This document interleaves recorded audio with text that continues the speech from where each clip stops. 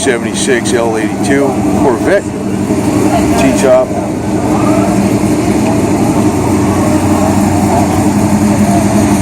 What do you call this, a third generation or something? I'm not sure. But from like 68 on, they look like this basically. And 68 had to press this and a button, and in 69 they changed that to this. This is 76. All red interior. Got a beautiful T-top on here.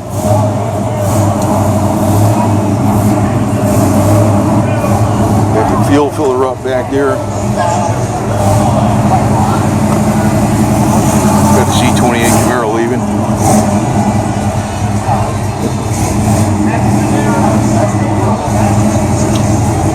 It's funny if you burned it out.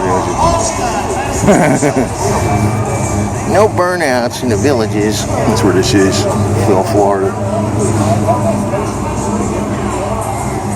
That's cool.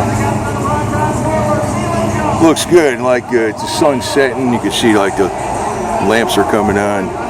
It's got just the right color sunlight here to make that red stand out.